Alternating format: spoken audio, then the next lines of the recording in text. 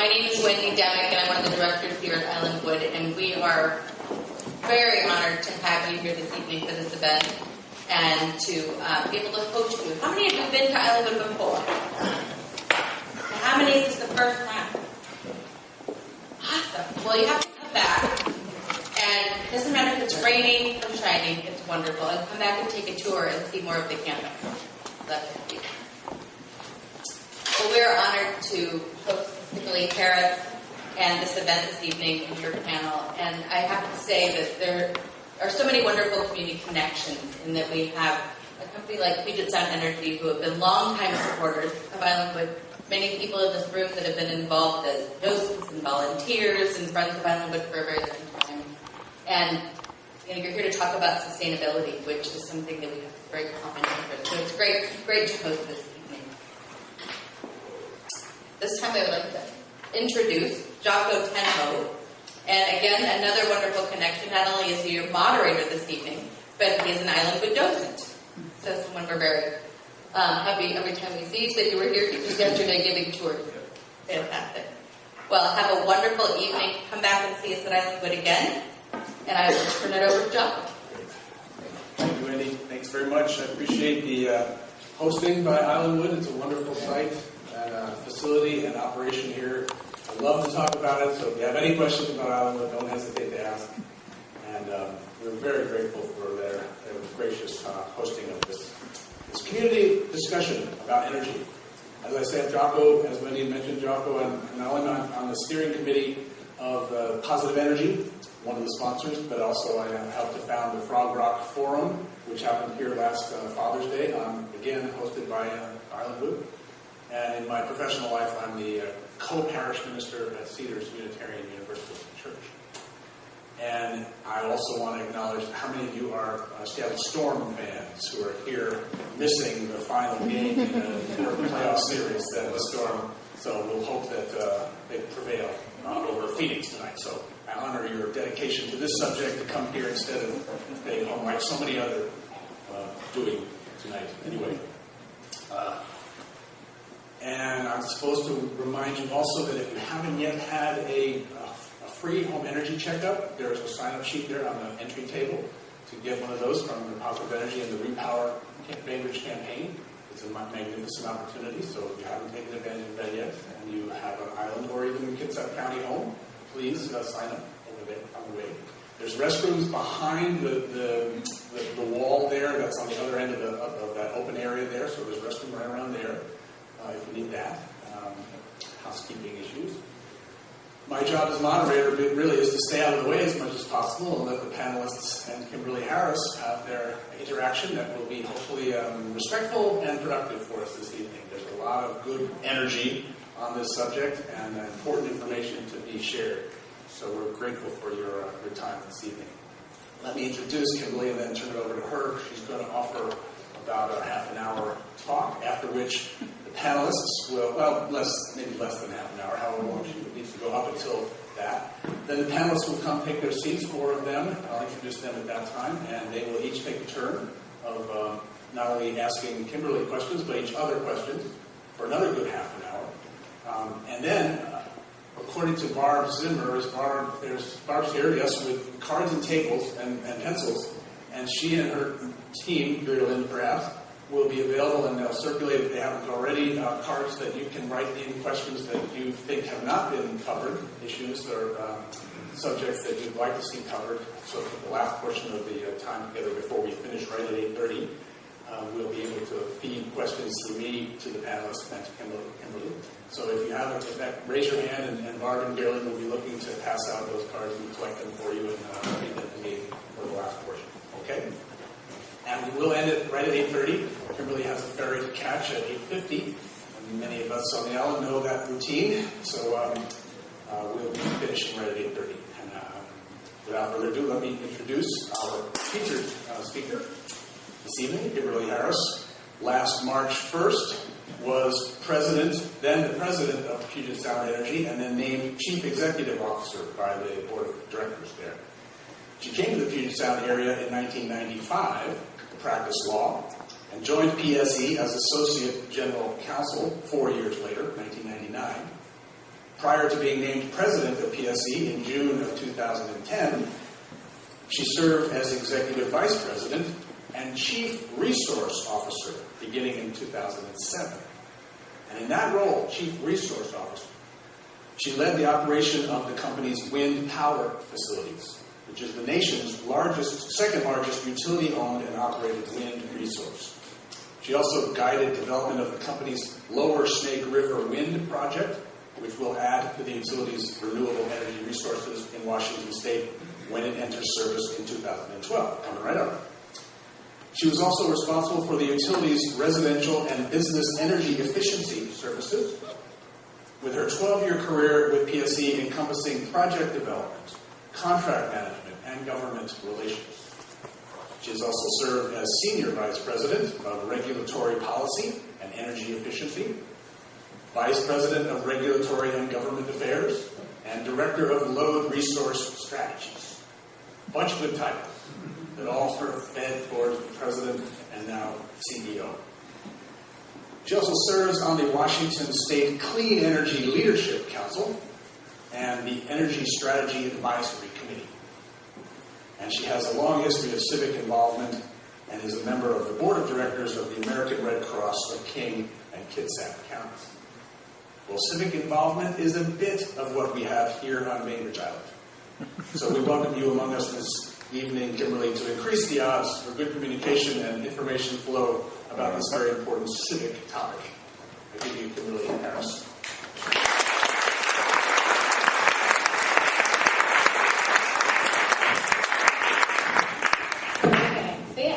So thank you so very much for inviting me here today, and thank you for coming out. A Sunday evening, you always wonder of who's going to show up, and I have to say, for myself, for Sunday, I have 2 children in college, and this is the time where I actually host Sunday dinners for the college kids.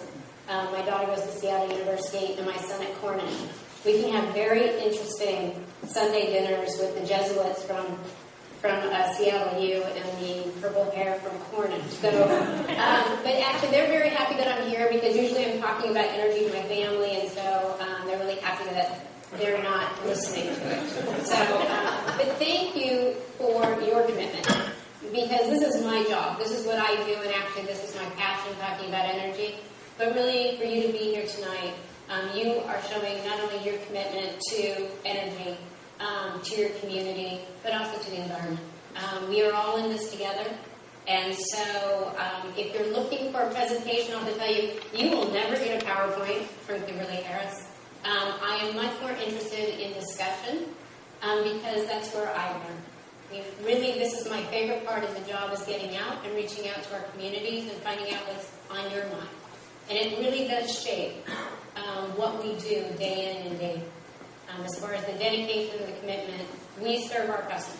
And it's incredibly important that then we have conversations with our customers. In addition to that, I'm a very solution-based person. So if you're looking for just answers tonight, I don't want to disappoint, but really I'm looking for more feedback and more interaction with the panel and also with those in the audience. I am very issues-based. I've done a lot of negotiations in this region. And so I know that there's different perspectives, and you all have to come together and bring together a solution. We do live in kind of the region, I am getting feedback, in the region of just saying no. And sometimes we have some really difficult decisions to make. So hopefully we can have a very robust discussion. Before I start, so we have a rule at Puget, Sound Energy, and that is safety is number 1. And if there are more than 3 Puget Sound Energy employees in a room, we start off with a safety moment. So I'm going to start off with a safety moment, especially for this community, because I have 2 things. One, we've had an awful lot of what we call contacts, and that is our customers are coming in contact with our lines. We had 3 within a period of 2 hours last week, and then we had an individual just this past week. And what's happened is that just for those that you are doing tree trimming, although I know it's a hot topic here, but if you're doing tree trimming, make sure that you're hiring someone that is capable and is used to working around electric lines. We had a contact and actually an electrocution of basically a mom and pop tree trimming service. And it's incredibly horrible that these contacts are happening. And also if you see something as far as an unsafe or if someone is acting unsafe around the power lines. It seems like maybe people would know, but I have to say we had an individual to get his cat off a pole last week and actually put a ladder on the pole. So I want to remind as far as to keep your eye. The other thing that I want to ask for the community is we're having a lot of theft. And copper prices are very high right now. And we're having not only the guide wires, but also the neutrals. It is amazing to us as far as moving into substations, going into substations, and actually removing the neutrals. And of course, it puts our servicemen at danger, but it puts all of us at danger. So if you do see something that looks a little suspicious, because they are out there, if you could just call 911, because we're working with all the police departments. Theft is huge for us right now. So how I was going to structure my comments really is resources, delivery, and then use. So it's how we create it, the energy, how we deliver it, and then how we use it. Because I think I probably have three groups. I've seen some questions, I've got some feedback, and I think I probably have three groups in the room. And that's those that are concerned with how are you generating electricity? And then there's those that are concerned with how are you delivering the electricity? And then, of course, we're always talking about our usage of electricity. So starting with the PSE resource mix, I'm going to start off with hydro. We are currently redeveloping both Snoqualmie and Baker. We received our FERC licenses. They're 40-year licenses, so now is the time that we actually rebuild Snoqualmie Falls. It's really pretty amazing. The power plant was actually built in 1898. In 1898, Baker arrived at Snoqualmie Falls, and he looked at it, and he said, I'm going to build a power plant 200 feet in the bedrocks, and that power plant has been generating since 1898. It's an amazing, it's part power plant, part museum, because of where it's located. And it's time for us to refurbish and develop that. Powerhouse number 2 was actually built in 1910.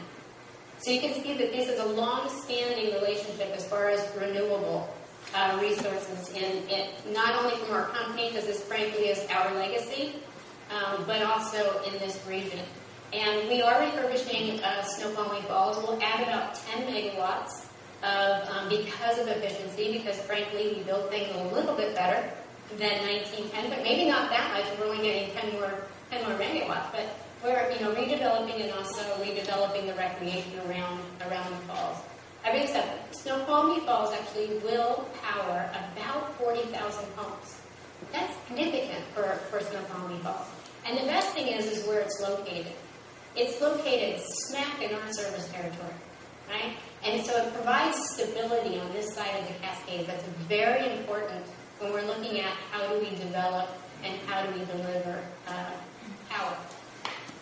The next tranche that, in addition to hydro, we own our own hydro, much smaller, and then we also contract a lot with hydro on the Columbia, mainly with Grant County, Chelan County, and Franklin. We don't have any Bonneville power, so we really, what we call the mid-Zs, that means Franklin, Grant, and Chelan. So we do have some large contracts for hydro. The next tranche actually is wind. And, we are the second largest in the country of owning and operating our own wind fleet. The very first wind fleet that we purchased in 2004 was before the RPS. Hopkins Ridge, about 150 megawatts, located out in eastern Washington, Columbia County. It was the least cost alternative. It was pre-RPS, and it beat out, and when we go for a request for proposals, it beat out market purchases, natural gas, coal. Coal was legal at that point. And any option, this wind facility was the cheapest alternative. And so it's fantastic. So we put in Hopkins Ridge. Then the RPS came into play. And maybe explain what RPS is. Oh, I'm sorry. The Renewable Portfolio Standard. We have, I believe, 26 states in this country that have renewable portfolio standards. And the one in Washington, they're all different, which kind of causes some problems, but go there. Okay? So The one here in Washington says that if you're of a certain size of a utility, that by 2020, 15% of your portfolio, how you serve your customers, needs to be renewable. And there's a definition of renewable. So, for instance, in the state of Washington, hydro generation is not renewable, right? And it just kind of, but it's just how they define renewable. So, 15% by 2020 is the RPS. Once you actually enact an RPS, what does it do? It tells the developers this utility has to buy a certain amount by a certain time. Prices go up, right? They gotcha. So our second wind facility is Wild Horse. How many of you have been out to Wild Horse? Okay, great. So Wild Horse actually is located outside of Ellensburg. And this is significant because it's a very different, the wind blows different in Ellensburg than it does in eastern Washington. It blows for different reasons. The other piece of Wild Horse is that it actually connects right to our transmission system. So it's not far away, it's really pretty darn close. So again, this wind facility is a fantastic addition to our portfolio. We also have a very small solar installation up in Wild Horse as well. It's small, it's about 500 kilowatts. It was an experiment because it's really windy up there, right? And so we put in this solar panels to see if you could basically adhere the solar panels without them blowing away, because they tend to be like a big sail, especially when as windy as it is in Wild Horse. I can tell you, it's doing much better than what we anticipated, about 10 to 15% better. And so we're really very happy, and it may give us the ability, as solar becomes more affordable, to put in more in that location, because we actually own the land there. So, and our last tranche of wind right now, Lower Snake. Lower Snake, 343 megawatts of wind. It's almost, so usually a large natural gas plant is 250 megawatts. So it's about a plant and a half. It's one of the largest in the country. And what's really amazing is the technology on wind has improved so much since 2004. The turbines are actually larger. So we can get more wind, more generation from the same, basically the same acreage. So this last one is actually located in Garfield County. And it is significant. The last time that Garfield County usually, Garfield and Lewis usually compete as far as poverty. You know, the most impoverished counties in our state. The last time Pomeroy, which is the capital of Garfield County, their last big employer was the Jolly Green Giant, and he left. Right? They still have him kind of on the mountainside, but they don't really can asparagus there anymore. So I have to tell you, it is a very small town. This wind facility is huge to them. It is changing, though, their entire landscape. I mean, they are wheat farmers. And now when they look out, they have wind turbines. And it has created quite the controversy, because suddenly now, Eastern Washington is powering us. They don't get any of that power. We don't serve Pomeroy. They're served either by Pacificor or Inland County. But they understand that they are doing something good for the environment.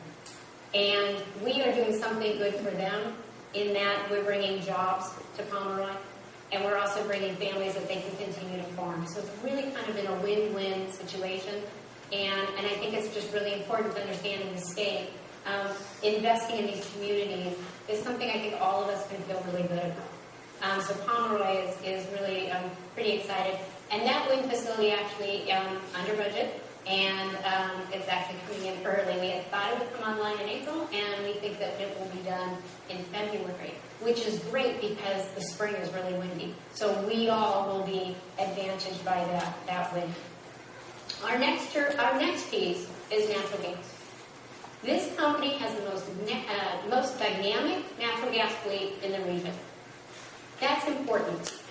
And what's important about it is that we plan our system and what resources we purchase and how much we purchase based in the winter. Okay, we all just went through that summer. Does anyone in here have air conditioning? Okay, good. Okay. Yes. How much is you turn it on.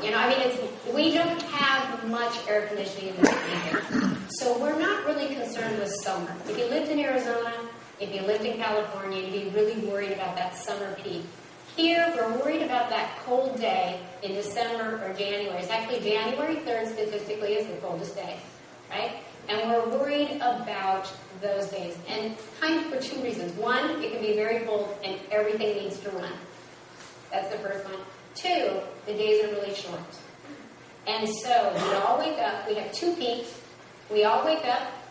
We turn on our water heaters. We go take showers. We're making breakfast. All this stuff. We have a peak. It lasts from about 6 to 8 a.m. in the morning. And then we all get home, and it's dark by, 2:30 or 3, right? We all get home. It's homework time, cooking time, and we'll have a peak from about 6 to 8 at night in that winter. What's important is our gas fleet doesn't really run much in the summer or the spring. We run it when it's economic to run. What does that mean? If it's cheaper for us to buy it in the market, we'll buy power in the market, and the gas plant will sit. What's important is that we have it for that cold day. December 9th, 2009, although in this room you didn't know it, this region got real close. It had been cold for days. And we were running everything at one time. And as a region, you get really close to the edge when you have natural gas customers and electric customers. So I'm just saying, sometimes on those really cold days, and especially when it's been cold for about 5 days, that peaking units and that natural gas units are incredibly flexible and so and very dynamic. And then the last one, which is very controversial to some in here, is our coal. We are partial owners in a coal facility located in Montana. It's called Colstrip, and it's located in Colstrip, Montana. And there's 4 units, but they're 1 and 2 and 3 and 4. 1 and 2 actually we own and purchased about half of 1 and 2. It was built in the 80s. And then 3 and 4 were actually 25%. We own it with Portland General, Avista, Pacific Force. So all kind of our brethren here in the region, we all got together and actually put in this coal facility. It is probably the least cost, depending on wind, of course, it's really the least cost, but it is the least cost alternative that we have right now with these coal facilities, mainly because the price of coal today is really very low. It's about 3.5 cents. But what's really interesting, or at least was really interesting to me, was this time, or since I'm going to take April. This April, probably from April till July, this region was 98 to 99% renewable. We had so much water because of La Nina. So much water, and it was really, really windy. April was a tremendous wind month.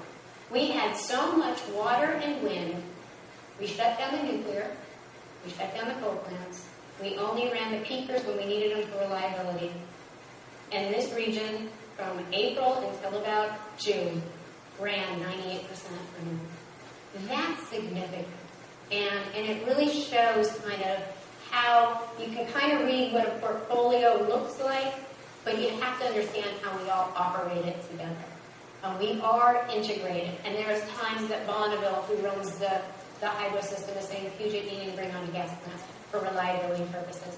So my point is, it's so important to understand that you need a portfolio, what we call a portfolio approach to energy. And I have to say the last one really is market purchases. The market today is really very low. The market looking out 5 years is $20 to $30. That's really, really low. $20 to $30, we're making market purchases and you're not running the coal plants. And $20 to $30, you're making market purchases, you're not running the gas plant. Right? So these are types of things I can say our trading floor is amazing as far as weighing these down and balancing each one of these resource choices every single day, every single hour, and every single minute. So it's really interesting how this all comes together. Kimberly, can I just remind you to take the 20 minutes to do first with 3 points? Okay. Actually, those are my best points, though. Okay.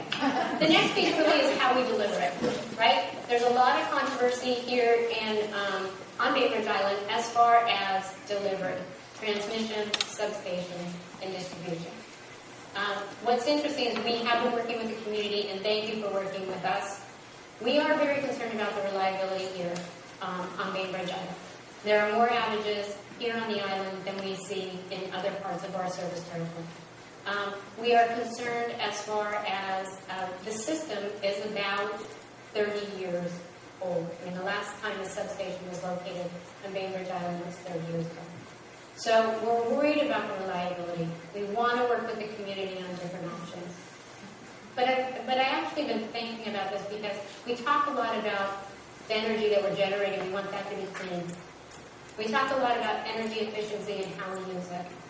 But the other piece is, if we're delivering it on an antiquated system, 30 years, a lot of energy is being lost in that distribution system.